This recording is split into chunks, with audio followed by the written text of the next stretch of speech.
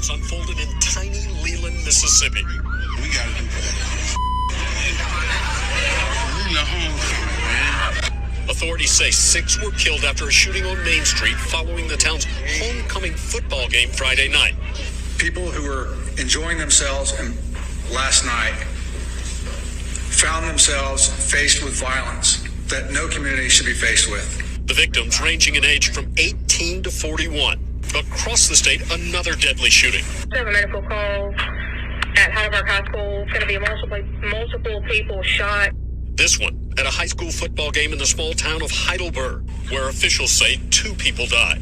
Mississippi's governor says one of the victims was pregnant.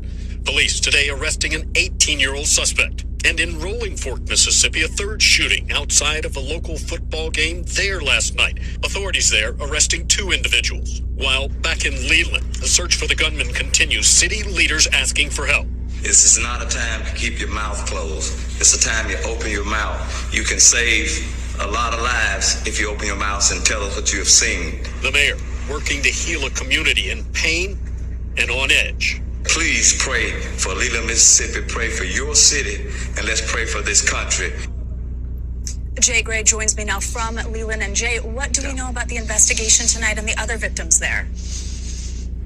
Yeah, and Savannah, let's start with that investigation. Within the last hour, we've seen crews up and inspecting what is the town's only surveillance camera here. It was trained directly where this happened, so it could provide some necessary video for this investigation as it continues. As for the other victims, we know at least 10 others were transported from this scene to area hospitals. We thank you for watching, and remember, stay updated.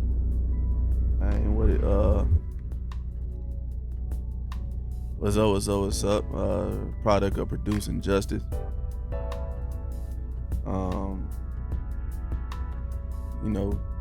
Just a channel to talk about the current state of the so-called black community and some of the solutions that we may be able to implement to kind of curb what's going on in our communities, man. Now, what I just played for y'all was a news reporting from the recent incidents in Mississippi, my home state, where multiple different homecoming events had shootings at them, and I believe every single last one of them had a death. The one in Leland, Mississippi, had 6 deaths. And I was actually in the Mississippi while all that was going on. It was my birthday weekend, so I went home to try to celebrate that, spend time with the fam. And just to give y'all a little backstory on those towns, man. Those towns are not major towns in Mississippi. Leland, Heidelberg, Alcorn, and one more that they mentioned. It actually was a shooting in Jackson at the Jackson State University homecoming. Y'all might be familiar with that. That's where Deion Sanders was coaching it a couple years back. Took him to the championship, whatever.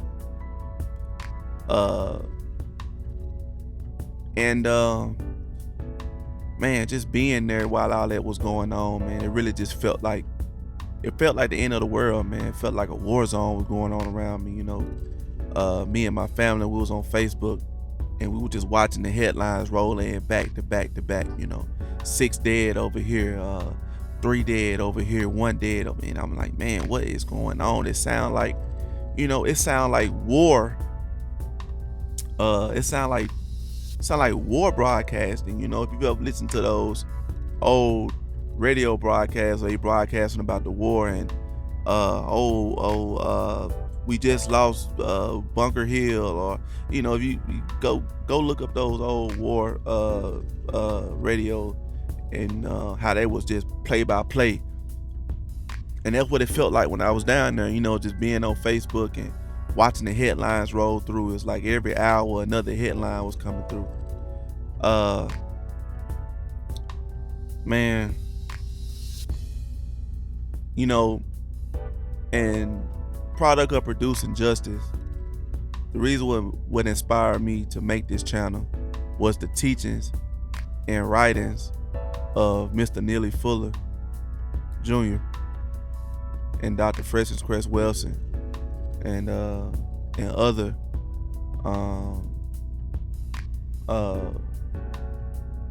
not gonna say civil rights, but other what can I really group them in as? I would say other studiers of the current black condition.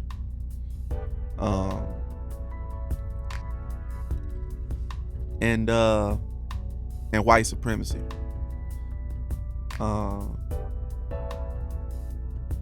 And the whole time this was going on, it was only one phrase from Mr. Neely Fuller Jr. that was running through my head the whole time. And that phrase was, no contact, no conflict. I kept thinking that phrase to myself the whole time, as you know, no contact, no conflict. And I remember Mr. Neely Fuller stating how because the non-white people, black people in this country, in this system are so loaded with poison and they so loaded with hatred that the only way to prevent things like this from happening is if we just don't contact each other. No contact, no conflict. So that statement was just running through my head. And man, I just started thinking, I said, man, you know, we as black people, we love to get together. We've been doing it since I can remember, since I was a little boy. We love getting together. We love spending time with each other. We love hanging with each other. We love barbecuing, grilling, you know, meeting up with old friends. But it's gotten to a point where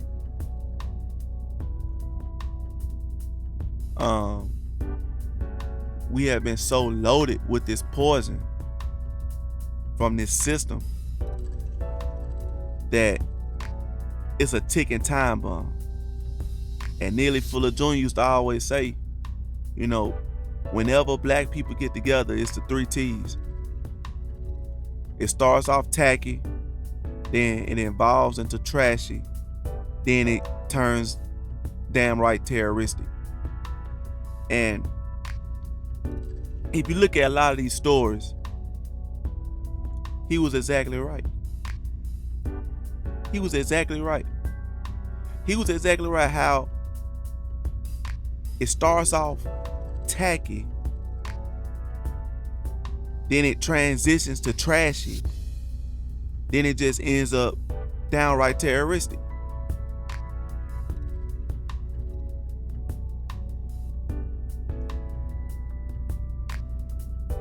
Black people don't have anything to celebrate. Yet, we are the most celebratory people. We ain't got nothing to celebrate. Nothing.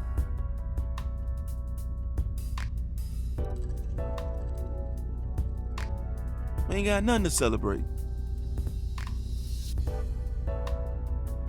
But ever since I can remember, it's kind of been like this unspoken thing in the black community. It's kind of like this unspoken thing, right? Where we don't talk about it. We see the house a mess, but you don't talk about it. You know, you go over somebody's house and you see their house a mess and you see roaches and rats crawl, you just don't talk about it. Just act like you don't see it. And I think that's what we're doing in the black community.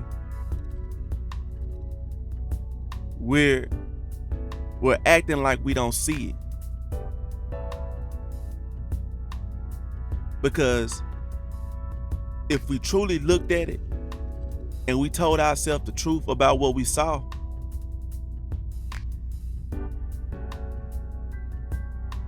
if we really looked at it and we told ourselves the truth about what we saw, we would see just how low and pathetic and helpless we really are. If we, as black people, if we've really just looked in the mirror and gave ourselves an honest evaluation, we would see just how low and pitiful we are. We would see that. We would see just how bad, and bad is just too general of a term, just how horrendous and horrific we've gotten.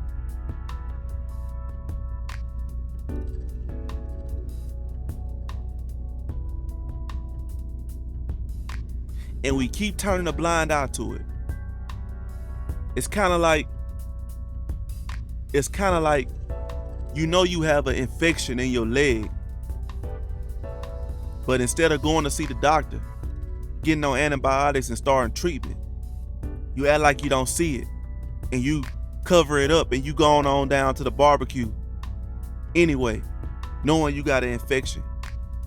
And then the next year, now the infection is spread to your knee. And that infection keeps spreading and spreading and spreading. And you're ignoring it. Hold on, check something.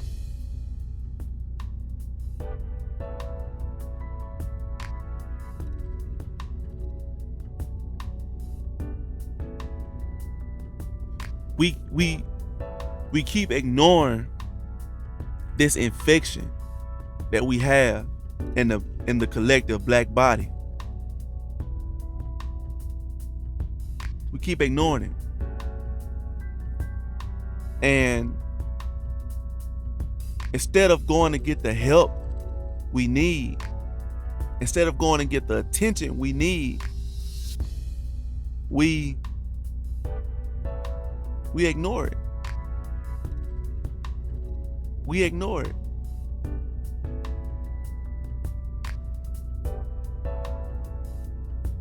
And we watch our children die. We watch our women die. We watch our young men die. And we say, thank God it wasn't my mama. Thank God it wasn't my brother. Okay, on to the next thing. Okay. All right, 6 died. 6 of them died yesterday. 5 of them died. Okay, all right. Let me look at my crew. I still got my crew. All right, okay, y'all. All right, let's just keep going. That didn't happen. Let's just keep going.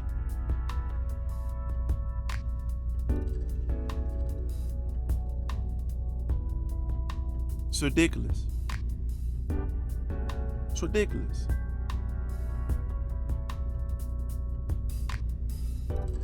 What we are seeing, because I am a true believer of cause and effect,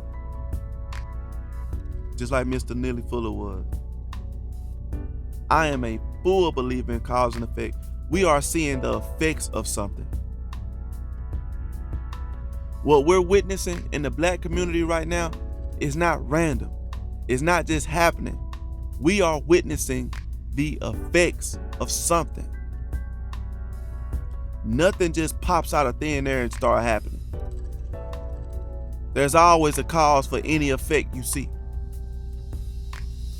The reason why you hear my voice right now is because air is going to my lungs, coming through my voice box, into this microphone. There's a reason why you can hear my voice right now.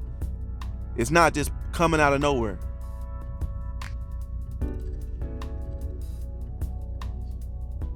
And I'm finna give y'all a theory. My theory of what the cause of what we're seeing today. The gun violence, the murder.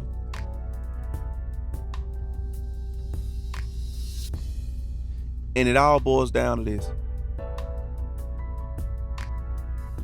The black family has been destroyed. Well, was destroyed. And I can go on and on. If you've done any research into Mr. Neely Fuller, Dr. Francis Craig, well, any type of, then you already know about the welfare system and this and that, and it's the single mother household. So I'm not gonna even hammer too long on that, because by now you should know about that. If you ain't, you got ChatGPT on your phone. Ask ChatGPT, it'll break it down for you. But that's the cause. We are looking at the effects of female-led single-parent households. If you're wondering where the pop and the bang coming from, it's coming from, like Mr. Neely Fuller said, when you hear them 9mm pop in the night, it's coming from non-constructive contact and poison.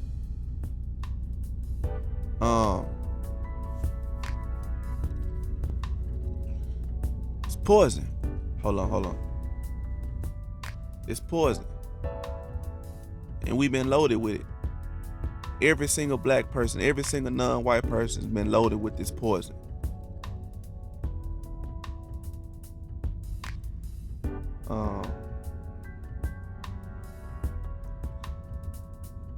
And when you have children who've grown up in single parent led households, mostly by single women, and this is not to down the sisters,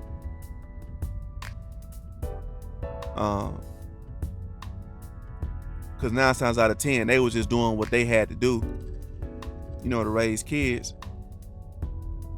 But when you have a woman who's stressed out, stressed thin, trying to raise 4 or 5 kids in a 3-bedroom project apartment, those kids are going to end up raising themselves, or the streets going to raise them, especially the boys.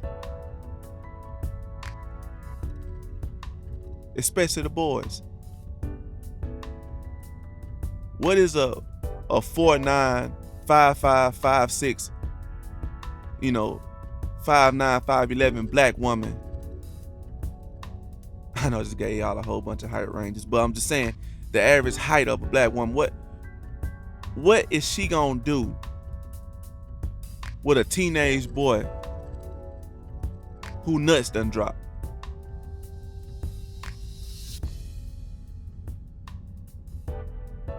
She ain't gonna be able to do nothing with him. Especially when she gotta pull doubles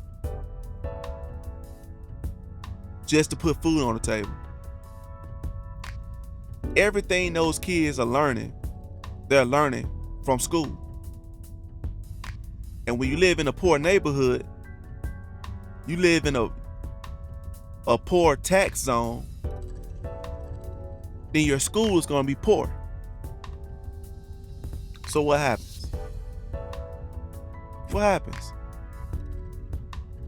You end up going to school with other kids who are just as poor as you, just as mad as you, just as fatherless as you.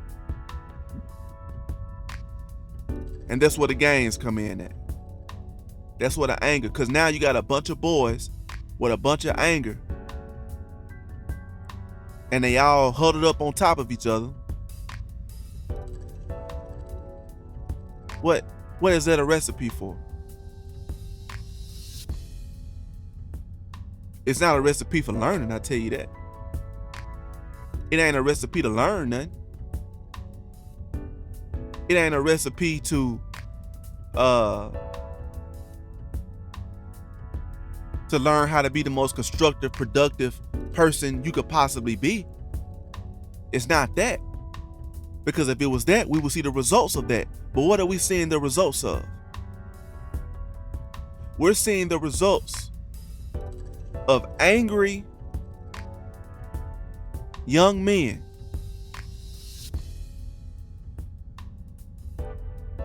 who found an outlet in harming themselves and their community.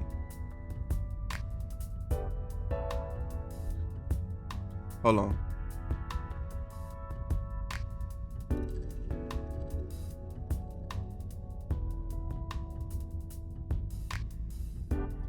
Harming themselves and their community.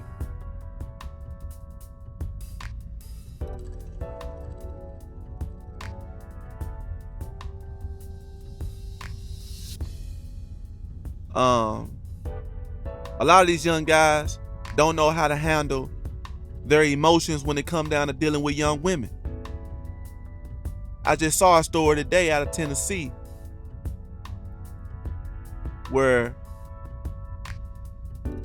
a young man, teenager, killed his teenage girlfriend.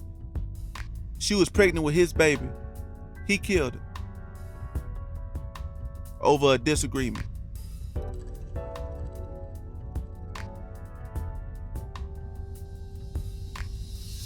Yeah, I don't know how long we're going to be able to sit in a filthy room and just look at it.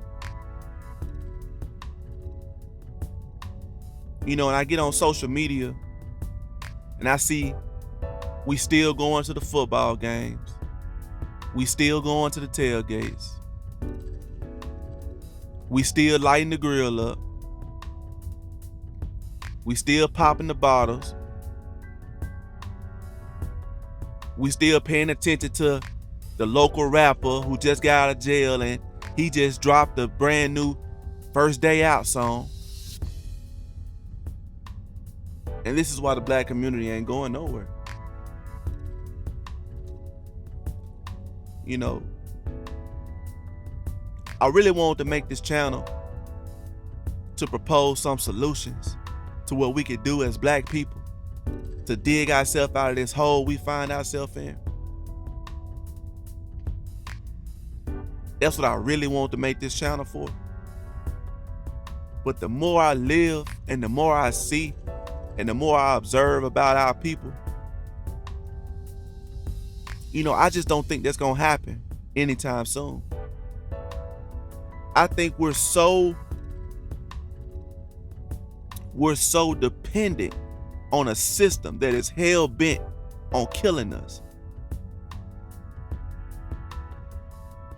We are so dependent on a system that is hell-bent on killing us.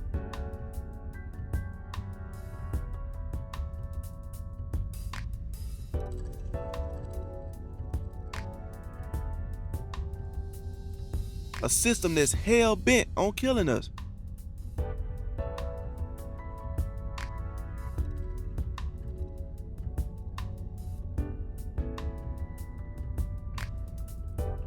You know,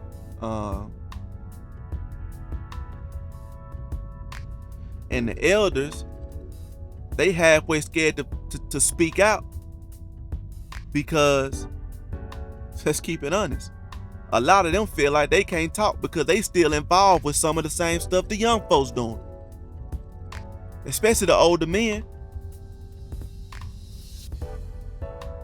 The older men don't want to give the young guys direction because they want to be like the young guys. Dress like the young guys, talk like the young guys, listen to the same music the young guy listen to. You know, you 55 years old and you still listening to young boy. How can a 25-year-old rapper be influencing you as a 55-year-old man?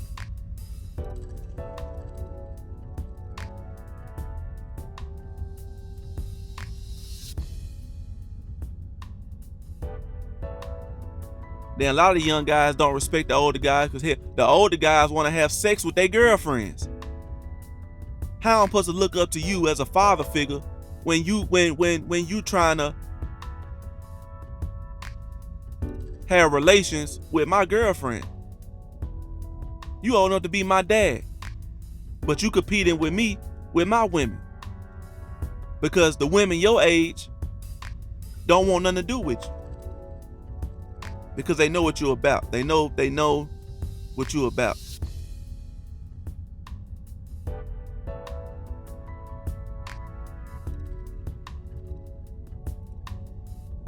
And the older women, the so-called wise women, who supposed to be our wise women, they in competition with the young women. How you gonna teach her something when you in competition with her? You want the same hairstyles like the young girls. You dress like the young girls. You even having sex with the young guys. I be seeing it. I see you online talking about Ain't T want a YN. Unc just can't do it no more. Ain't T need a YN.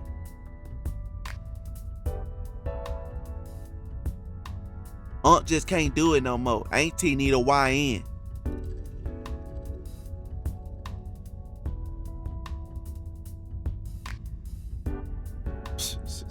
Sad, man. Sad.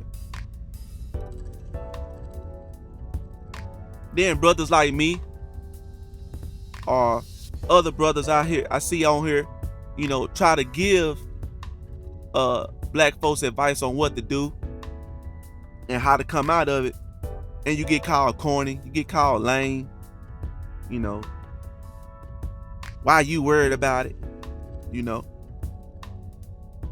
You see, I got a theory about black people too, and I've seen it my whole life, even in high school. Black people's respect for you is equal to their fear for you. You see, as black people, we respect who we fear. That's why the YNs get so much reverence and respect in the community. That's why the YN get so much respect and reverence in the community.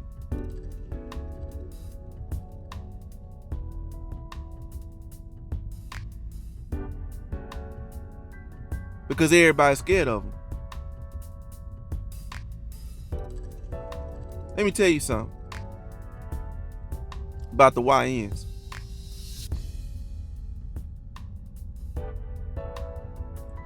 A lot of these guys are fatherless boys. And whatever strong leadership they had came from men who are just as lost and fatherless as they were. They were just a little older and a little savvier.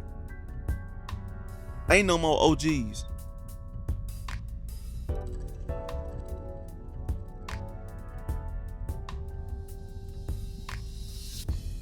A lot of these young guys ain't never had no male authority. So they don't care. They don't care who they shoot. Your daughter, your little baby son, your son on the way to school, your wife on the way to work, your mama coming from the pharmacy picking up her meds. They don't care who they shoot.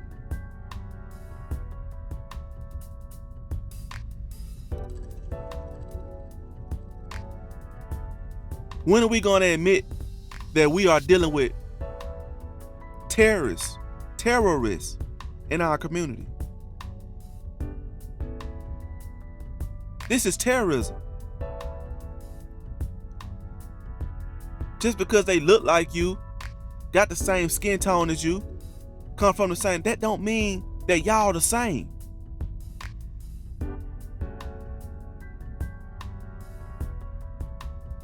When are we going to admit we have a terrorist infestation within the black community that we jokingly call YN? But we say that's another thing we do as black folks. We take serious situations and try to make them funny. It's like Mr. Neely Fuller Jr. say, we laugh to hide the pain. But what happens when that pain is your child not being able to go to school without catching a hollow point to the back of the head? What happens when that pain is your 12-year-old daughter getting SA'd,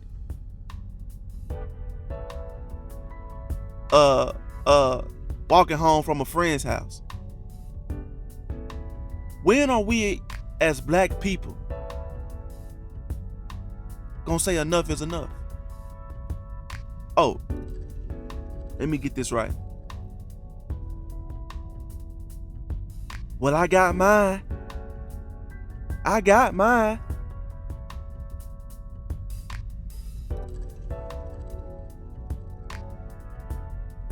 I got out the hood.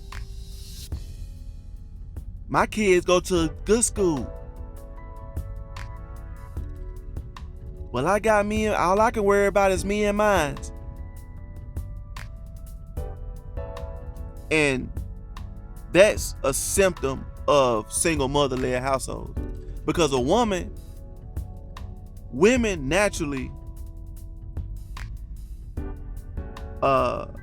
women are naturally caring for their families and themselves. It's only two groups that's important to a woman. That's herself and her children. Nobody else is gonna come before a woman, the woman herself and her children. Those are the only two things a woman honestly cares about.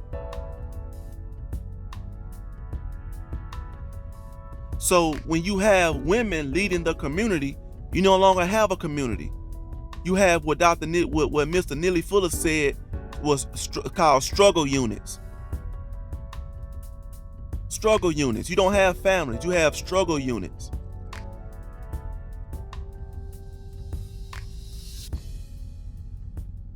In this prison that we living in, a household is just a unit. I'm going off on a tangent, but man, listen.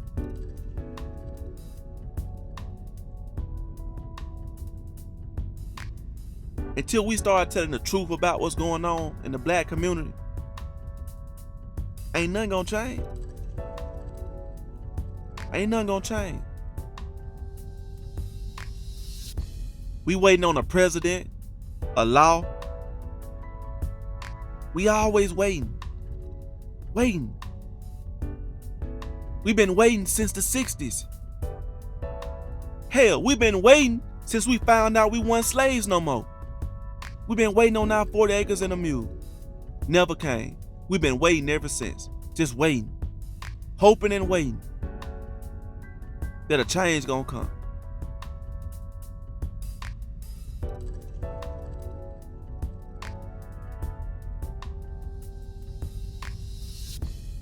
And man, at this point, it's gonna take real divine intervention.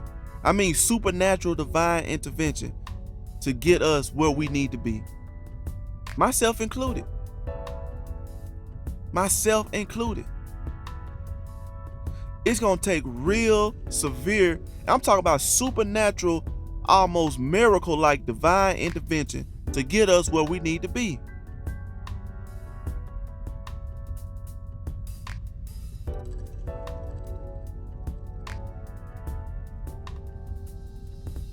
It's really gonna take that.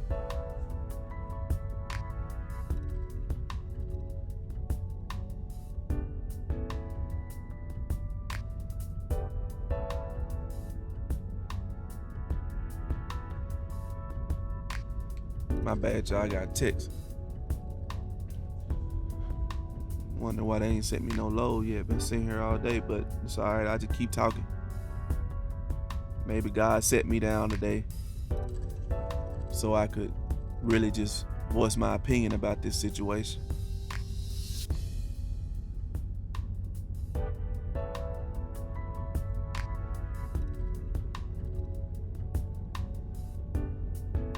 Y'all, this is serious stuff. It's another thing. As black people, man, we don't take nothing serious. We don't take nothing serious.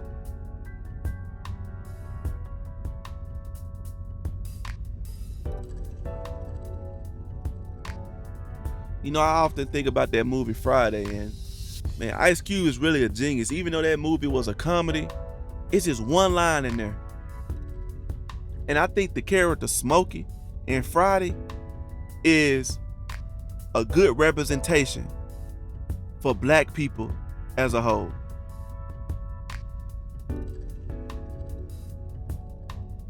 And Craig had this line after Smokey got him into it, got caught up with Big Worm. And Craig told Smokey,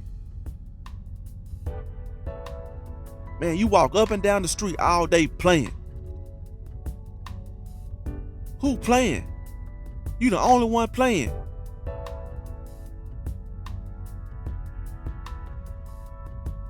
And that's black people. We walk up and down the street all day playing. Playing. Ain't nobody playing but us.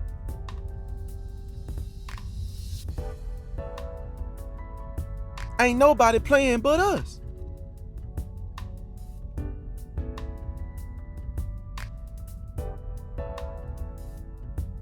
Let me tell y'all something, man. Why y'all think they brought them illegal immigrants in here and dumped them all in the black communities? You think that was by accident? Them people are here to replace you.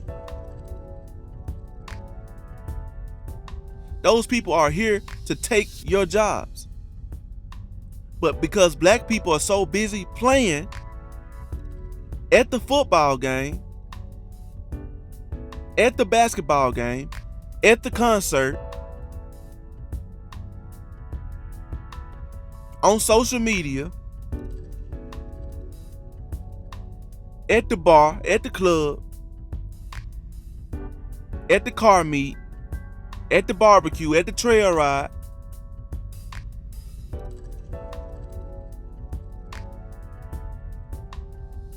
or just at home on the couch watching TV. We walk up and down the street all day playing.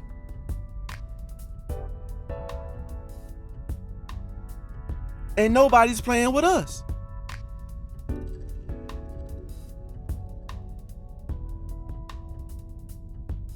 Nobody's playing with us, black people.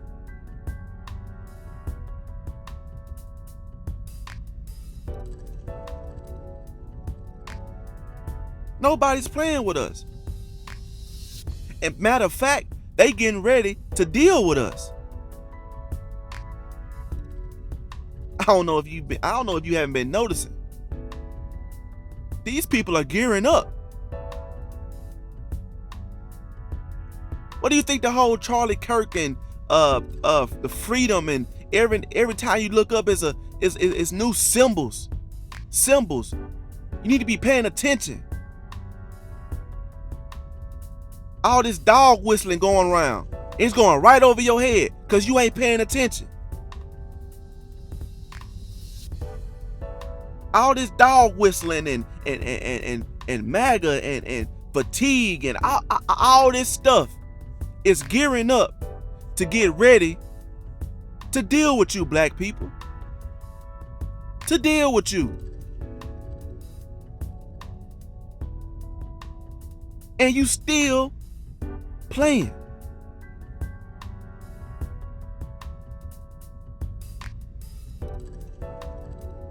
You're still playing.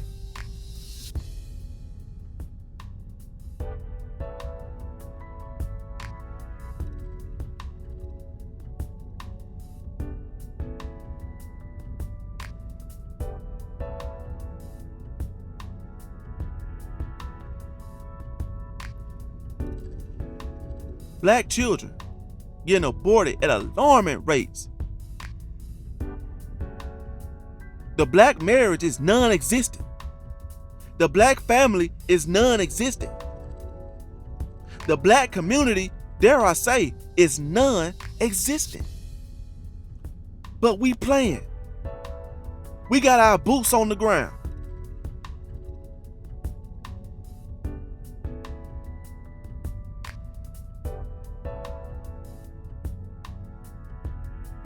You know who else got their boots on the ground? You know who else got their boots on the ground? Them militias being formed in these backwoods. You see, they got their boots on the ground, but they ain't line dancing. I heard a sister say the other day, she said, somebody said black folk, all this stuff going on around the world and black folks just line dancing. And she say, we sure live, we just popping our fans, baby. I kept thinking to myself, see, that's the problem.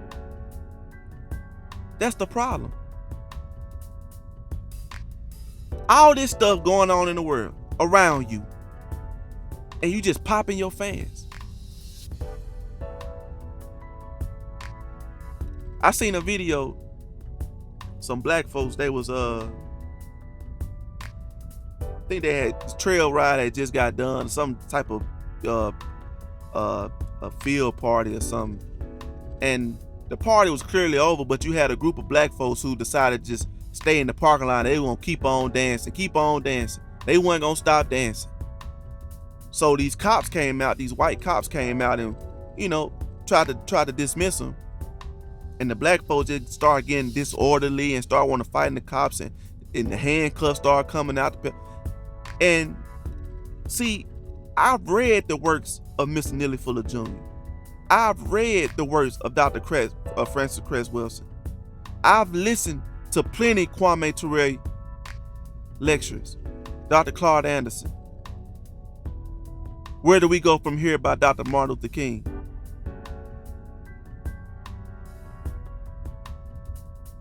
Yeah, I read Martin Luther King more than just I Have a Dream speech. If you go check that book out, Martin Luther King was starting to have some of these same questions I'm having right now. Probably why they clipped him.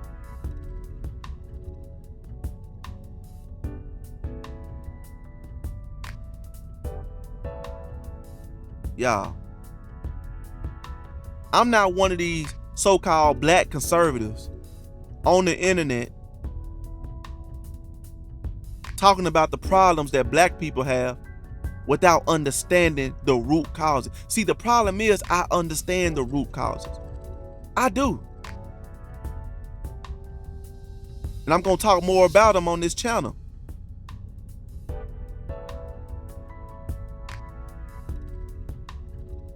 The thing is, black people, my people, God's people, the people of the Most High, the people I love, the salt of the earth.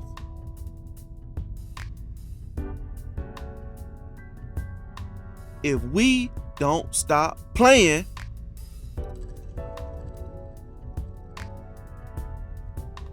they ain't gonna stop playing with us. And I'm telling you right now, they gearing up. They got their boots on the ground. They got their boots on the ground. You just don't know it. Because you playing.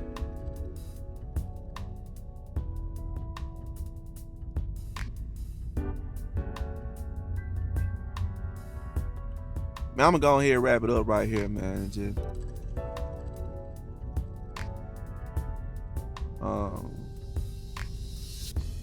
like, comment, share the channel. Product of Producing Justice.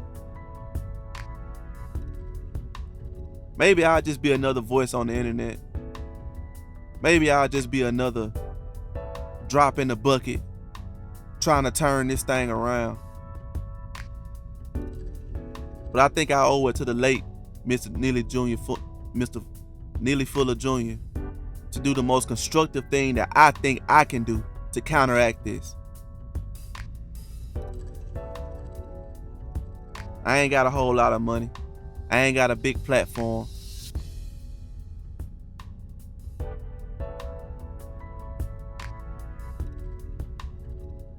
But some gotta be done. Something has to be done. And if we don't do it, it won't be anything to do because it won't be a people to do it for. You understand what I'm saying? Product of producing justice. All right.